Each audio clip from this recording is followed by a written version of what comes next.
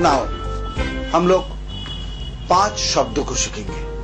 Here, there, this, that and it. It, right.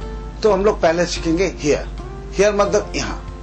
यहाँ एक chair है, यहाँ मैडम बैठी है, यहाँ बहुत सारा लाइट्स है, यहाँ बहुत सारा स्टूडेंट्स है। सर हम बोलते हैं ना यहाँ आओ, यहाँ बैठो। तो कम हियर।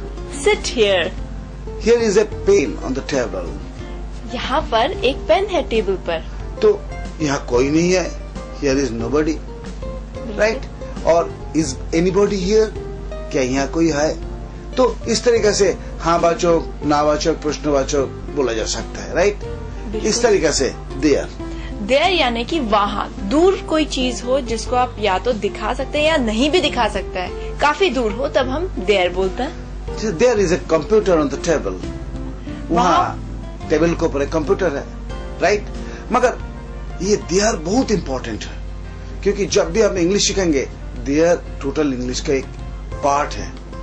जैसे कि कोई भी जगह में कुछ चीज है, काफी दूर भी हो सकता है, दिमाग में भी हो सकता है, एनी प्लेस, राजवाड़ा में हो सकता है, सिटी में हो सकता है, गांव में हो सकता है।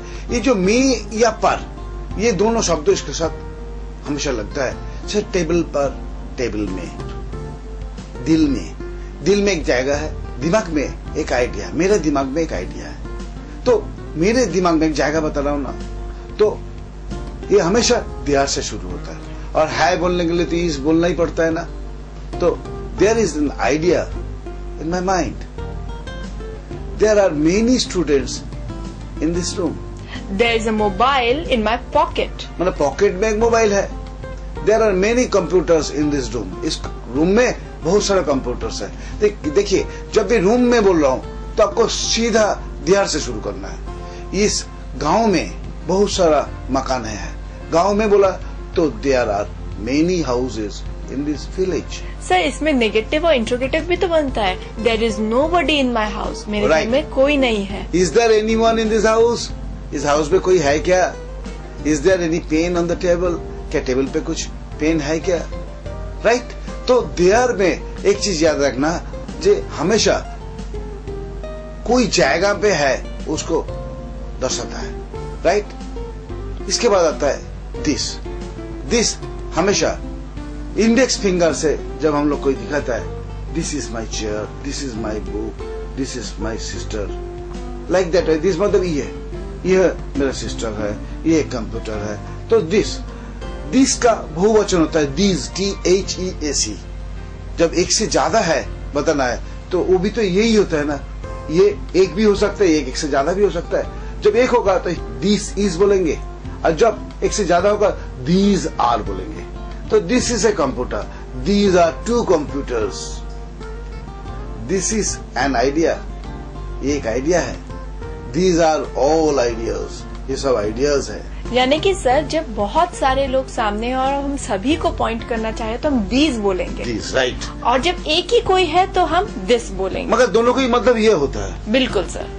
इसी तरीके से दैट मतलब दूर की चीज बताता है। दैट इज, वो भी हम लोग तर्जनी अंगुली दिखाता है, मगर वो एक मोबाइल है। That is a mobile. काफी दूर होने के कारण हम शायद दैट बोलते हैं। दैट बोलता है। वो देखो, दैट इज ए पिक्चर। हाँ, that is a beautiful picture. Right. That's my house, वो मेरा घर है। राइट। तो दिस दैट तो सीखी गया। अब रहता है इट हम लोग निर्जीव या सजीव दोनों के लिए इस्तेमाल करते हैं। इसके बारे में डिटेल डिस्कशन हम लोग बाद में करेंगे, जबकि चैटर्जी 275 ग्रामर रूल्स में ये 109 नंबर पेज में है। तो इसमें ईट मतलब हम लोग जनरली फीलिंग्स के लिए इस्तेमाल करता है। मौसम, वायु, ये टाइम, ये डेट, डे, समय, फीलिंग्स, या किसी चीज को स्ट्रेस देने के लिए भी हम लोग इसका इट का इस्तेमाल करते हैं। जैसा इट्स ए चेयर, एक चेयर है। It's a dog, it's a dog. It is 10 o'clock, ये 10 बजे है। इट इज टू कोल्ड, ये बहुत ठंड है। मतलब क्या feelings. It is too hot, बहुत गर्म है ये।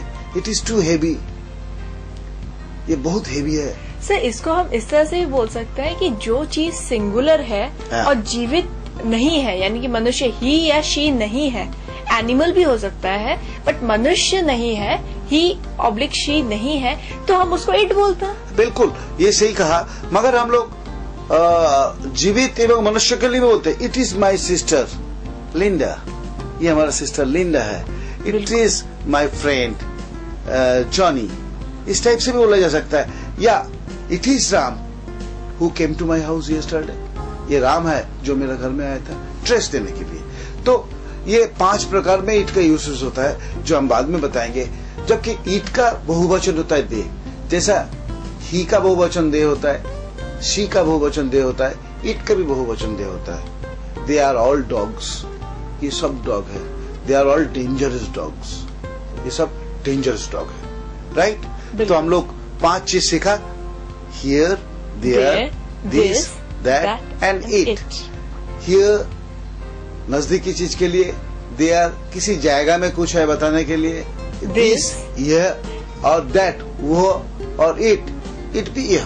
सर साथ में हमने ये भी सीखा कि दिस का प्लूरल दीज होता है, और जिस तरह से हम दिस के साथ इस का प्रयोग करते हैं, जैसे this is my pen, these के साथ आर का भी प्रयोग करते हैं, प्लूरल हो जाता है, these are beautiful computers. Past tense में होगा तो these were beautiful computers. Like that way that का भी बहुवचन होता है, दैट का बहुवचन होता है those, those are all books, those are all computers, those are all my friends, right. They are all my friends भी हो सकता है। ये दे किसके लिए, ईट का बदले में भी लगा है, right. So this that, they are here and it, ये हम लोग अभी सीखा। अब चलता है नेक्स्ट यूनिट की तरफ।